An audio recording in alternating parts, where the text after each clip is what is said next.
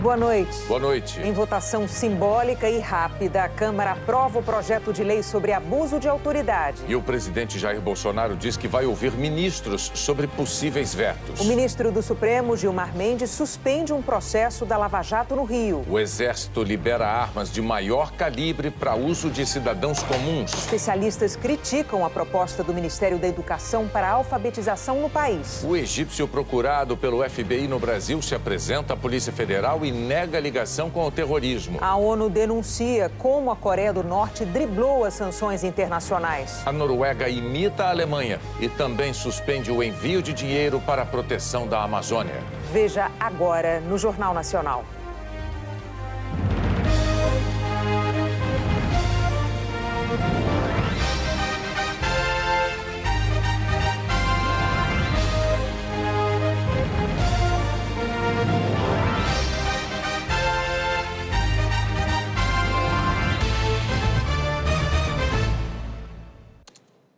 O Exército liberou para os cidadãos comuns o uso de determinadas armas que eram exclusividade das Forças Armadas.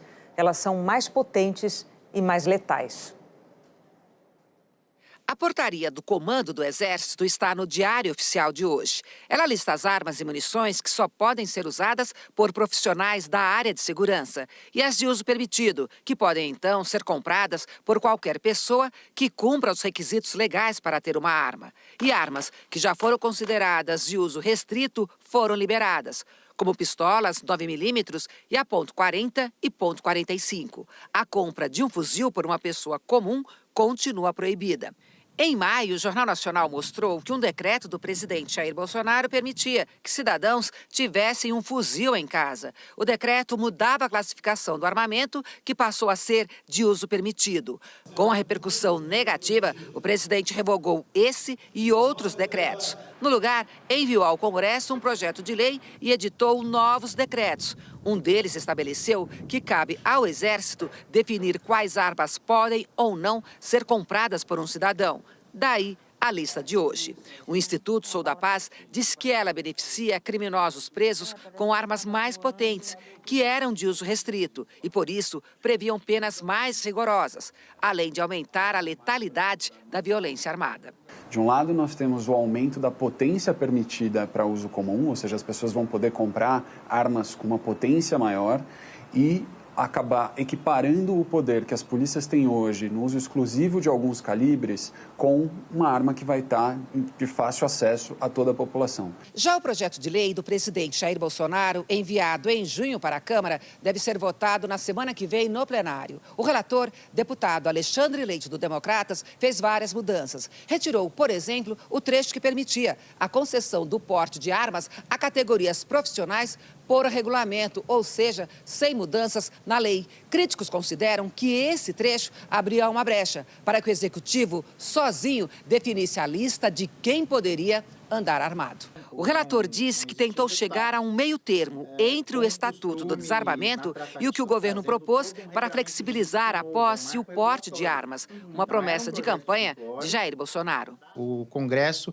é o ponto de equilíbrio da sociedade. Aqui está um projeto que, ao tempo que é permissivo, ele exige responsabilidade na posse e no porte. Nós damos o acesso à arma de fogo, mas nós punimos com mais rigor o mau uso. Ele é menos liberal do que o do governo, mas ele permite, sim, o acesso. O coordenador do movimento Viva Rio insistiu que armar a população não é uma solução para os problemas de segurança pública.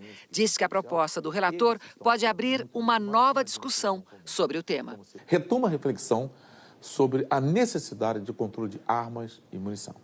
Isso é fundamental. Ajuda e retoma a reflexão da necessidade de uma responsabilidade no trato da questão do posse e porte de arma de fogo.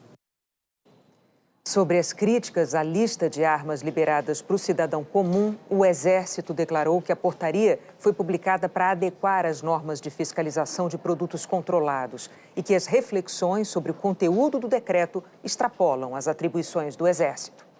Uma operação do Ministério Público em 9 estados executou mais de 300 mandados de prisão e de busca e apreensão contra traficantes de drogas e integrantes de uma das maiores organizações criminosas do país. Ao todo, houve 89 prisões, 25 no Ceará. O presidente Jair Bolsonaro suspendeu o uso de radares móveis nas rodovias federais até que o Conselho Nacional de Trânsito conclua a revisão das normas de fiscalização eletrônica de velocidade. Os radares fixos continuam em operação. A empresa Virgin Galactic inaugurou hoje o primeiro aeroporto espacial comercial do mundo. As passagens para voos espaciais de 90 minutos vão custar o equivalente a mais de R$1 milhão.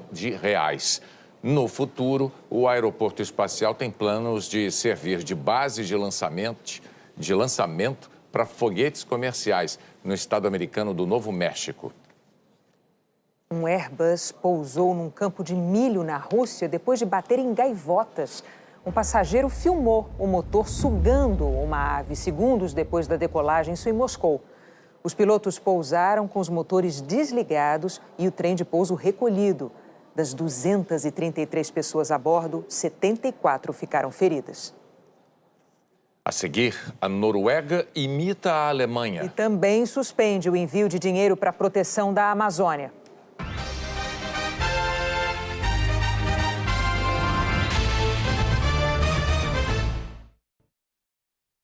A Noruega decidiu suspender o repasse de recursos para o Fundo Amazônia. Mais de R$100 milhões que seriam usados para proteger a floresta e desenvolver projetos na região.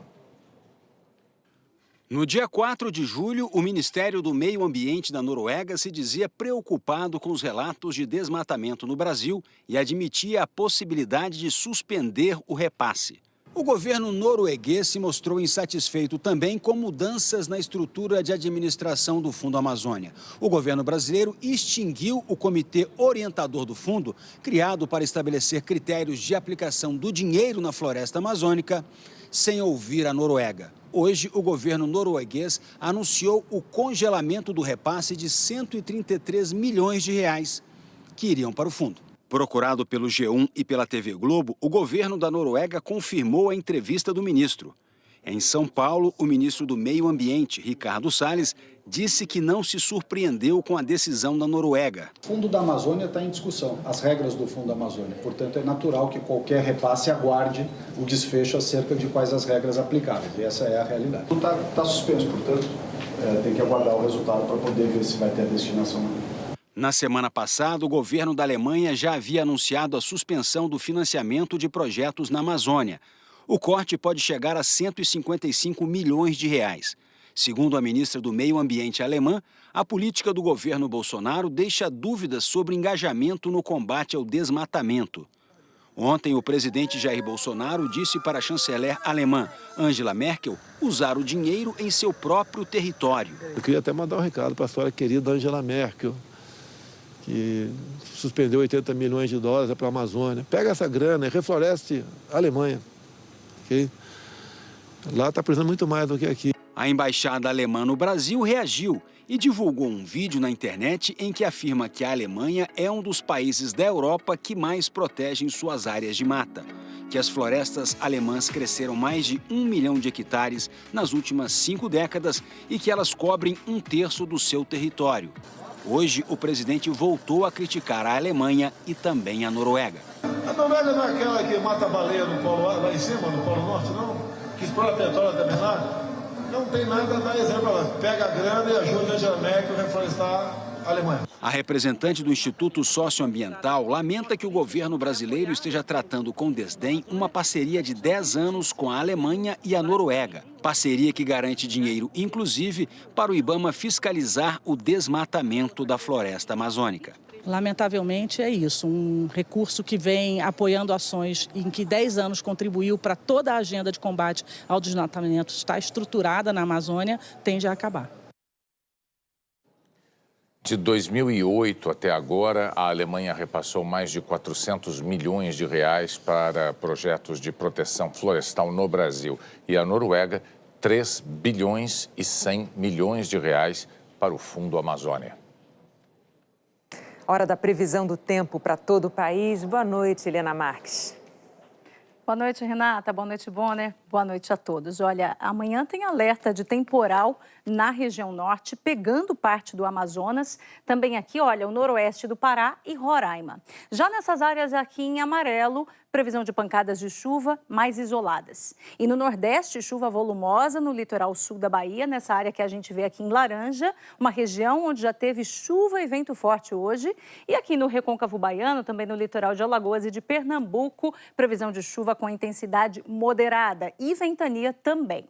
Em Manaus e Salvador, céu encoberto amanhã. Já em Maceió, no Recife e em Belém, o sol aparece, mas também tem previsão de chuva. Chuva mais fraca nessas outras áreas aqui em verde, olha, pegando outras regiões do leste da região nordeste. E em quase todo o país é previsão de tempo firme, de sol. A massa de ar seco está cobrindo as regiões sul, também o centro-oeste, pegando aqui, olha, parte do sul da Amazônia e grande parte do nordeste e também do sudeste do Brasil. Essa situação aí de tempo seco nessa época é muito comum no inverno, Renata. E as temperaturas, como é que ficam? Olha, noites e manhãs ainda vão ser frias, mas a partir de agora as tardes vão começar a ficar mais quentes. E aí muita gente me pergunta, né, como é que é possível calor no meio do inverno? Bom, a explicação está aqui, olha, com o tempo seco a gente tem menos nuvem e, consequentemente, os raios do sol passam com mais facilidade, por isso é que faz calor à tarde. Já à noite é justamente o contrário. Sem nuvem, né, para segurar o calor, a gente tem uma perda rápida e as madrugadas ficam mais frias. É o que vai acontecer amanhã lá em Rio Branco, onde o dia começa com mínima de 16, mas à tarde faz 33 graus, então uma amplitude térmica aí de 17 graus é muita coisa para um dia só. Aqui em São Paulo, mínima de 9, máxima de 24 graus, são 15 graus de diferença, e em Porto Alegre as mesmas temperaturas de São Paulo. Em Florianópolis, em Belo Horizonte, no Rio de Janeiro e também em Goiânia, um dia inteirinho de sol, com mínima de 11 graus em Floripa e Belo Horizonte, uma tarde agradável nas duas. No Rio de Janeiro, mínima de 13, máxima de 26 graus e em Goiânia até 30 graus amanhã. E um aviso aos viajantes agora. Os aeroportos de São José dos Pinhais, no Paraná, e de Guarulhos, em São Paulo, podem ter nevoeiro amanhã. Então, se informe antes de sair de casa. Já a geada fica bem restrita, pegando só a Serra da Mantiqueira, é ali divisa do sul de Minas com São Paulo. Então, a fase mais intensa aí do frio, dessa vez já passou, Renata. Tá bom, Eliana. Até amanhã. Até. A seguir, a ONU detalha como a Coreia do Norte usou hackers para driblar as sanções internacionais. O egípcio procurado pelo FBI no Brasil nega ligação com o terrorismo. O egípcio acusado pelo FBI de envolvimento com o terrorismo se apresentou pela primeira vez às autoridades brasileiras e negou as acusações. Depois de 5 horas de depoimento, o egípcio Mohamed Ahmed Ibrahim deixou a delegacia da Polícia Federal no aeroporto em Guarulhos. O advogado de Mohamed disse que agentes do FBI estavam na delegacia e queriam ouvir o egípcio sem a presença da defesa, mas ele não permitiu. Ainda nos oferecemos a conversar ele, o tradutor mesmo, depois dos esclarecimentos, mas eles optaram por não conversar com a gente, então por isso optamos por também não falar com eles. Mohamed é suspeito de ligações com a rede terrorista Al-Qaeda. Ele está na lista de procurados do FBI, a Polícia Federal Americana, por terrorismo.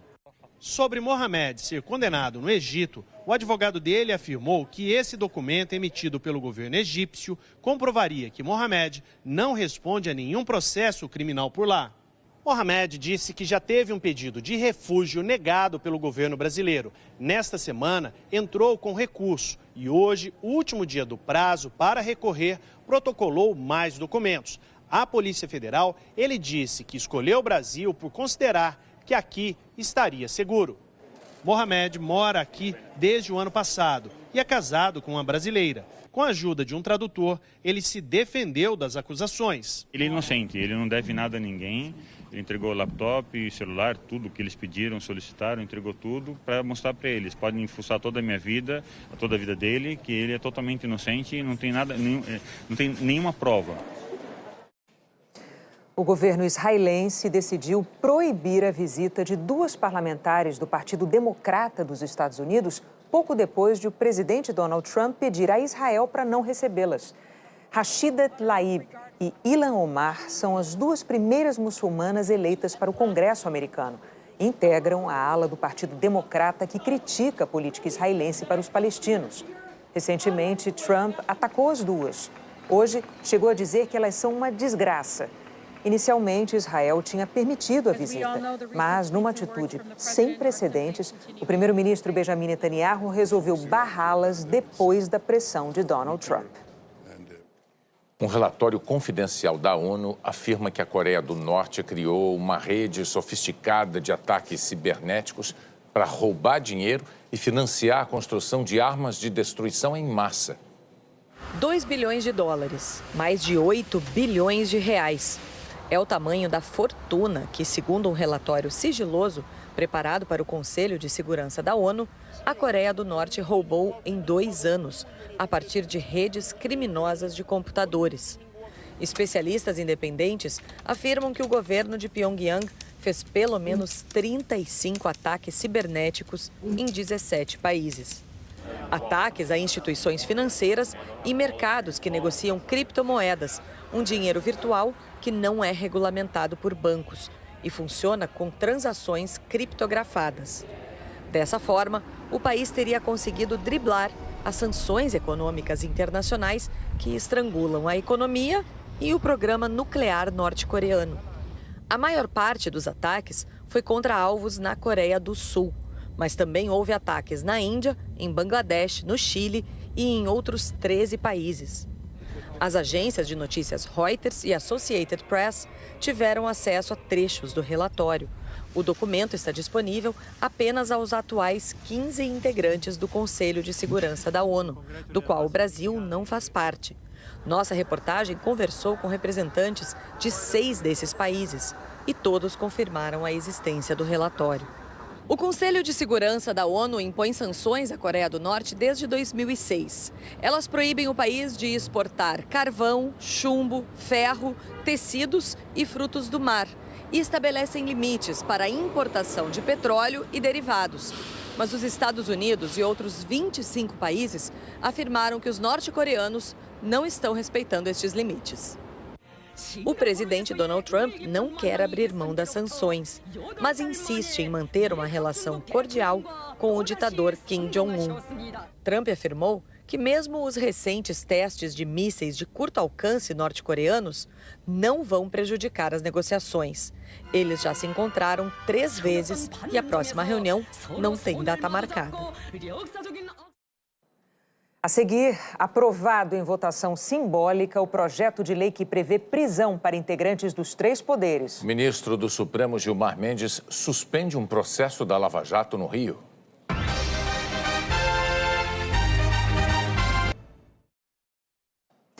A Câmara dos Deputados votou ontem à noite o projeto de lei que define 30 tipos de abuso de autoridade e estabelece prisão para integrantes dos 3 poderes, inclusive para investigadores e juízes. A votação simbólica provocou críticas de parlamentares. O projeto estava na Câmara há mais de 2 anos, sem passar por debates em comissões.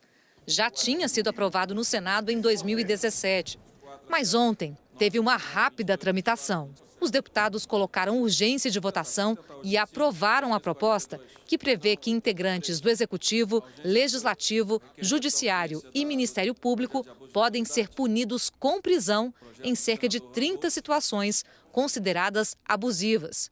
Divulgar imagens de investigados, decretar o bloqueio de bens ou recursos num valor muito superior ao estimado para quitar a dívida, decretar prisão de forma expressamente contrária à lei, deixar de dar habeas corpus quando ele for manifestamente cabível, pedir abertura de inquérito sem indícios de crimes e estender uma investigação sem justificativa.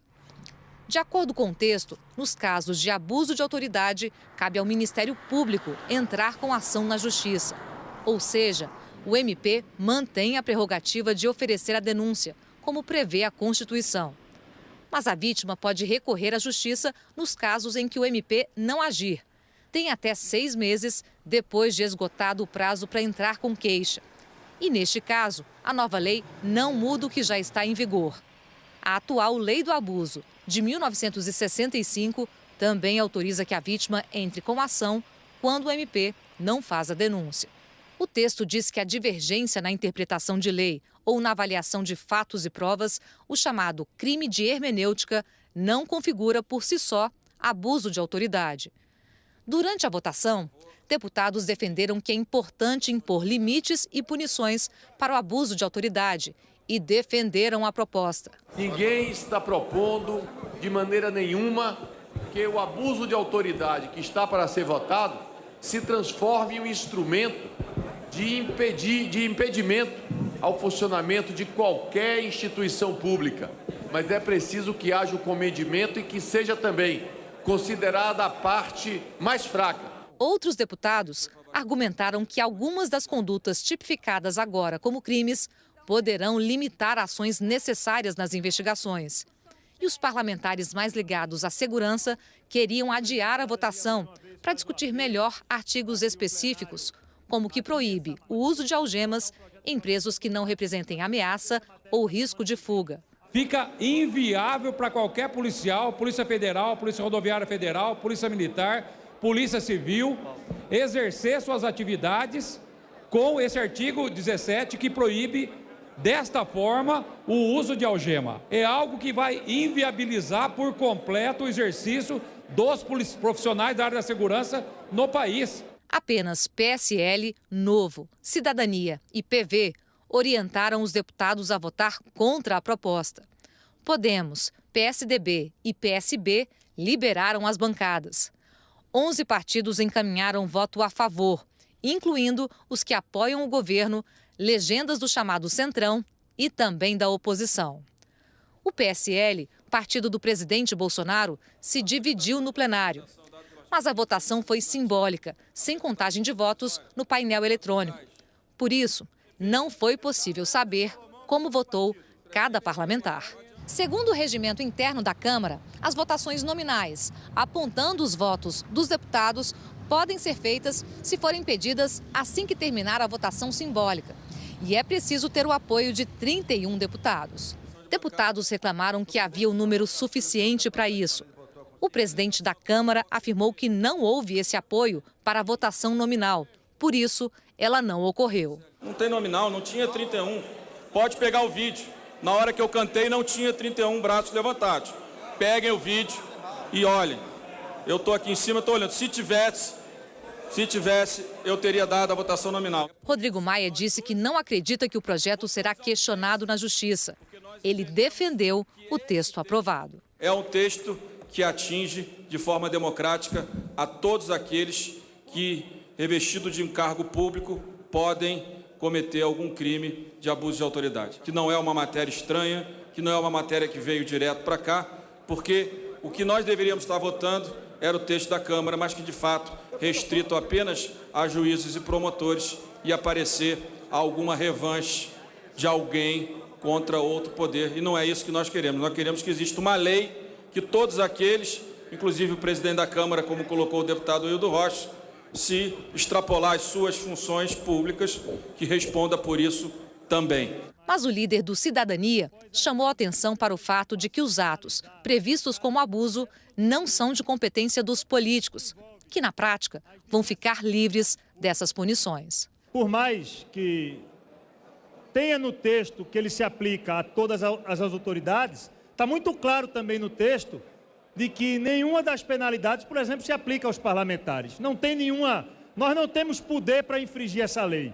Ela evidentemente se aplica ao Poder Judiciário, ao Ministério Público, aos órgãos de controle, à Polícia Federal.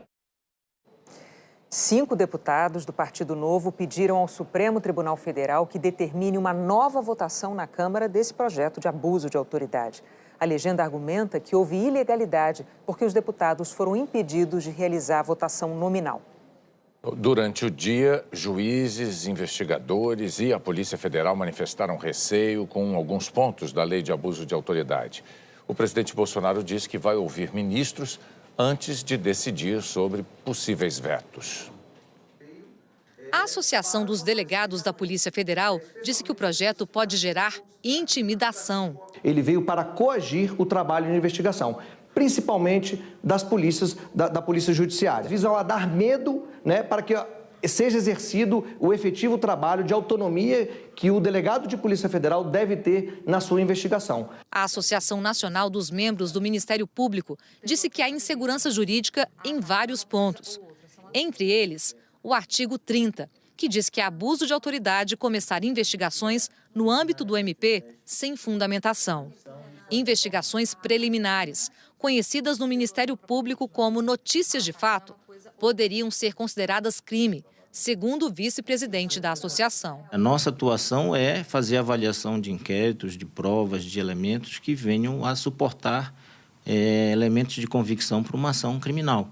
Ao final, se esta ação for considerada sem provas, que não foi justificada, que o entendimento daquele momento não era o mais adequado, nós podemos vir a sofrer a represália de ser responsabilizado por um crime de responsabilidade, de abuso de autoridade. A Associação dos Magistrados Brasileiros disse que o artigo 43 é o objeto de maior preocupação da MB, pois prevê que constitui crime, punível com detenção de 3 meses a 1 ano e multa, a violação de direito ou prerrogativa de advogado. A associação afirma que centrará esforços junto à Casa Civil e à Presidência da República para a obtenção de veto ao projeto. Para a MB, o projeto aprovado terá como resultado o enfraquecimento das autoridades dedicadas ao combate à corrupção e à defesa dos valores fundamentais, com grave violação à independência do Poder Judiciário, com a possibilidade de criminalização de suas funções essenciais.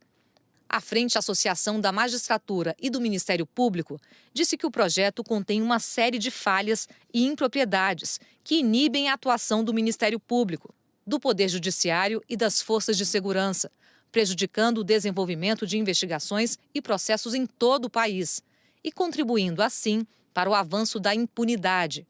A entidade alertou para os efeitos absolutamente negativos de uma possível sanção do projeto no combate a ilegalidades das mais variadas espécies, à corrupção e ao crime organizado. As entidades trabalharão para que excessos e impropriedades contidos no referido projeto de lei sejam vetados pelo presidente da República.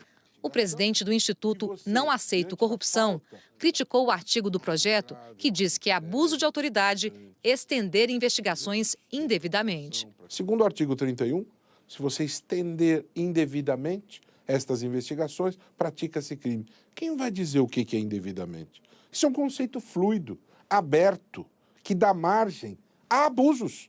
Então, os próprios tipos penais que constam aqui da lei, eles são matéria-prima para abusos, né?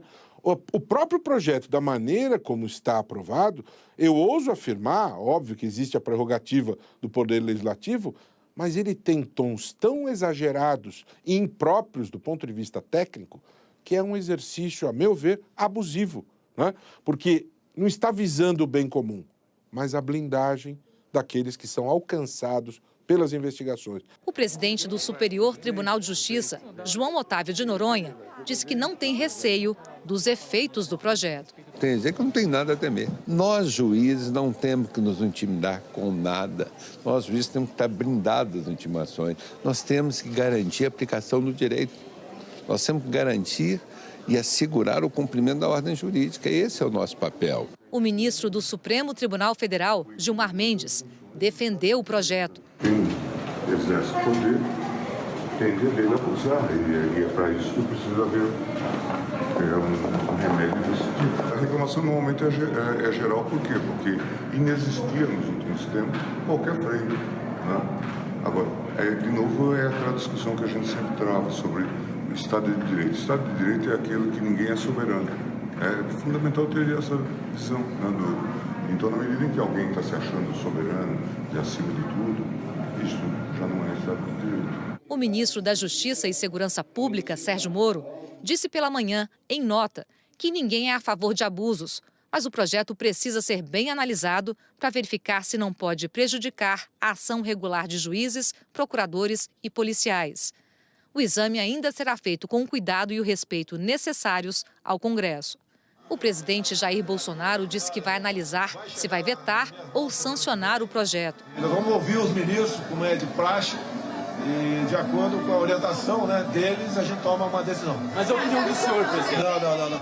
Tem abuso, tem autoridades que praticam abuso. Vocês estão vendo uma pessoa aqui. Eu sou réu por apologia ao estupro.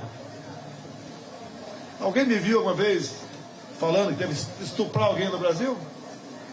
Eu já fui réu, quase fui réu. O crime ambiental. Fui autuado num dia e hora que tinha acabado de botar o dedo no painel de presença na Câmara. Logicamente, você não pode cercear os trabalhos das instituições. Você não pode cercear, mas a pessoa tem que ter responsabilidade quando faz algo, né, que é dever ter, mas tem que fazer baseado na lei. Abuso de autoridade, de acordo, ele tem que fazer o que tem que ser feito de acordo com a lei. E ponto final. Se o presidente vetar trechos, o assunto volta a ser discutido no Congresso. Os possíveis vetos serão analisados por deputados e senadores, que têm a palavra final se vão mantê-los ou não.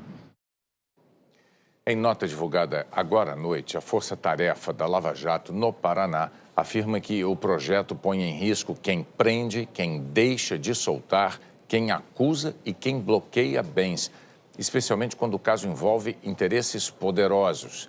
Os procuradores afirmam que o texto intimida a atuação combativa dos agentes públicos ao permitir que investigados e réus os acusem por crimes indefinidos.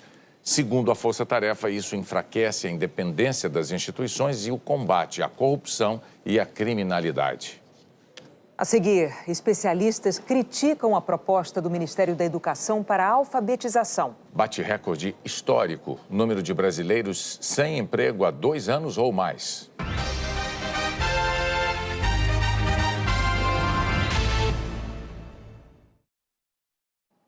O ministro Gilmar Mendes, do Supremo Tribunal Federal, suspendeu um processo da Lava Jato no Rio contra o ex-governador Sérgio Cabral porque foram usados dados do COAF. A decisão chegou depois de uma audiência em que Cabral confessou ter recebido propina. A decisão do ministro Gilmar Mendes só chegou depois da audiência de hoje. Na Operação Cefini, o ex-governador Sérgio Cabral é acusado de receber propina nas obras de recuperação das estradas do Rio, mais de 18 milhões de reais. No interrogatório, Cabral confessou os crimes ao juiz Marcelo Bretas. Confirmo o recebimento de valores indevidos, tanto para campanhas eleitorais quanto para benefício pessoal. Não quero aqui discutir se foi o valor exato aqui, 18, ou 17, ou 16, eu não tenho essa precisão. O Ministério Público Federal denunciou Sérgio Cabral e outras 4 pessoas neste processo. Entre elas, um ex-assessor da presidência do DER, o Departamento de Estradas de Rodagem. Lineu Martins pediu a suspensão do processo ao Supremo Tribunal Federal porque, segundo o ex-assessor, a investigação teria usado dados detalhados do COAF sem autorização judicial. Os advogados dele se basearam na decisão do presidente do Supremo, Dias Toffoli, do mês passado, para apresentar a reclamação. Dias Toffoli determinou a suspensão de investigações criminais e processos pelo país que usem dados detalhados de órgãos de controle, como o COAF e a Receita Federal, sem autorização da Justiça. O presidente do Supremo respondia a um pedido do senador Flávio Bolsonaro, do PSL, que questiona as investigações contra ele e o ex-assessor Fabrício Queiroz na Justiça do Rio. Na época, os procuradores das operações Lava Jato e Greenfield disseram que a decisão contraria recomendações internacionais de dar mais força às unidades de inteligência financeira para reprimir a lavagem de dinheiro e que a suspensão de investigações e processos reduz as chances de sucesso das operações. Este é o primeiro processo da Lava Jato do Rio interrompido com base na decisão do presidente do Supremo Tribunal Federal, o ministro Dias Toffoli. A ordem de suspensão do processo do ministro Gilmar Mendes beneficia todos os réus, inclusive o ex-governador Sérgio Cabral, e vale até que o plenário do Supremo julgue o caso, o que deve ocorrer em novembro. O número de brasileiros à procura de trabalho há mais de 2 anos atingiu um recorde no segundo trimestre deste ano. E apesar de um aumento na oferta de vagas, a renda caiu. É um suspiro. 2.400.000 brasileiros entraram no mercado de trabalho no prazo de 1 ano. A taxa de desocupação caiu de 12,4% no segundo trimestre de 2018 para 12% no segundo trimestre deste ano. Mas conseguir uma vaga ainda está bem difícil para muita gente. São 12.800.000 desocupados em todo o país e 26,2% deles procuram trabalho há 2 anos ou mais sem sucesso. Esse é o maior percentual já alcançado. E a maioria que se ocupa é na informalidade. Desempregada há 3 anos e contas que não param de chegar. Escola das filhas gêmeas, plano de saúde, água, luz, alimentação. A vida da Samanta é assim. E aí a saída é se virar. Mas ela faz parte de um grupo de brasileiros que tem milhões de pessoas e que não para de crescer desde 2014. São os trabalhadores por conta própria. Samanta era da área de recursos humanos, mas mudou o rumo quando viu que não dava para voltar para o mercado formal. Chegou um momento que eu comecei a diminuir a pretensão salarial, né? E teve um momento até que eu me vi me candidatando para outras vagas que não tinham nada a ver com o meu perfil. Eu me vi sem entrar nenhuma renda e foi onde eu comecei a fazer os bônus. O professor Alfredo, desempregado desde 2016, conseguiu continuar na área. O que mudou foi o salário. A minha renda diminuiu em torno de 40%, posso até falar para você, de 40% a 45%. É a minha realidade como a realidade de muitos brasileiros, não é isso? O rendimento médio do trabalhador brasileiro caiu no segundo trimestre de 2019, se comparado ao mesmo período do ano passado. Entre os setores que sofreram com perda de renda estão indústria, construção civil, hotéis e restaurantes. Para esse especialista, os salários menores são um reflexo do processo lento de recuperação da economia, com desemprego ainda alto. Você tem muito mais gente querendo aquele posto de trabalho e, portanto, quando a oferta de trabalho é maior do que a demanda, o salário é um pouquinho mais baixo. A massoterapeuta Andréia sabe bem disso. Trabalhando por conta própria, faz massagens até nos fins de semana para conseguir fechar a conta. É o risco de trabalhar por conta própria. Você não tem os seus benefícios e ainda você tem que, um dia de cada vez mesmo, não tem o que fazer. O Ministério da Educação divulgou hoje uma cartilha sobre a nova política de alfabetização do governo. Segundo especialistas, o documento não traz o detalhamento que consideram fundamental para implementar as mudanças. A maioria das crianças de 8 e 9 anos chega ao fim do 3º ano sem saber ler e com desempenho baixo em matemática. O resultado é de 2016 e testou 2 milhões de alunos do ensino fundamental em todo o país. Com base nesses dados, o ministro da Educação defendeu mudanças urgentes. Metade não sabe ler e escrever nada. É isso, não sabe fazer conta básica. E isso é mais do que um fracasso. É um crime. Pode ter ou não ter dolo, mas é um crime o que está sendo feito no Brasil. Crime. Falar que está tudo bem é mentira. Ao mesmo tempo, falar que está tudo errado também não é uma alternativa boa. O Brasil tem exemplos de sucesso. Há 4 meses, o presidente Bolsonaro editou um decreto estabelecendo as mudanças, mas só hoje o governo apresentou a cartilha, que deveria detalhar as instruções e orientações para prefeitos e governadores, que, na prática, implementam as mudanças. Weintraub saiu da cerimônia sem responder a perguntas dos jornalistas. Especialistas consideraram o documento pouco prático. A frustração é porque esse caderno ele não traz nenhum detalhamento. Ele não traz a clareza que a gente precisa ter de uma política pública capaz de produzir resultados. É um caderno que tem objetivos ainda muito genéricos, não traz clareza, não tem um desenho de política pública ainda.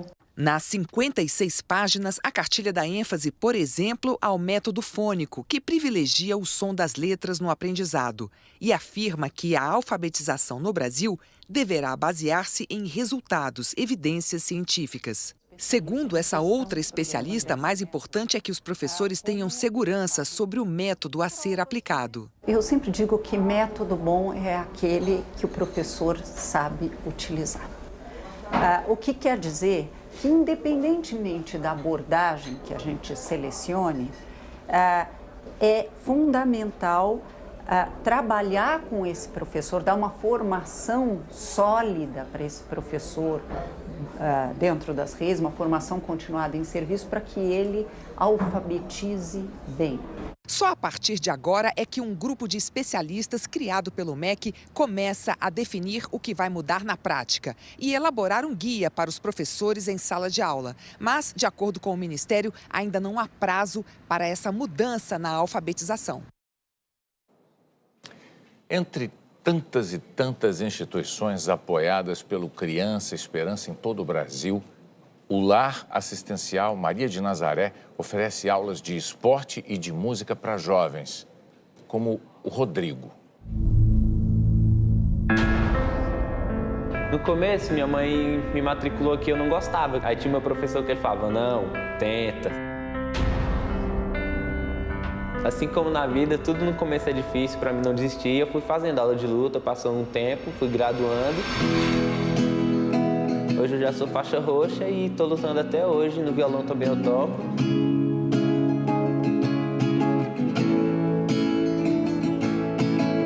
E eu gosto bastante, não só como aprender o instrumento, como se defender, mas os conselhos que os professores dão para a gente levar para a vida inteira é algo que ajuda muito como pessoa a gente evoluir na vida. Eu acho que eu estaria bem perdido se eu não tivesse vindo aqui. Aqui foi uma oportunidade muito boa para minha vida mesmo.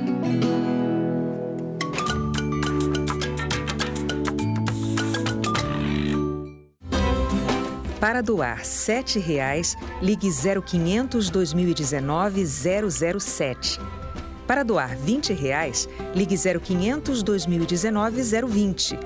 E para doar R$ 40,00, ligue 0500 2019 040.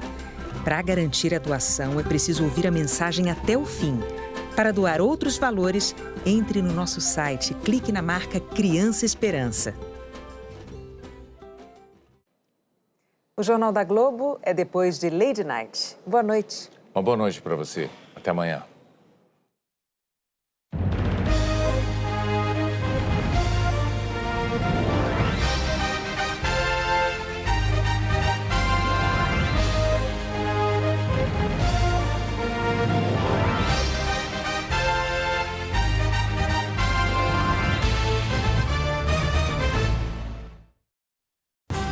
Jornal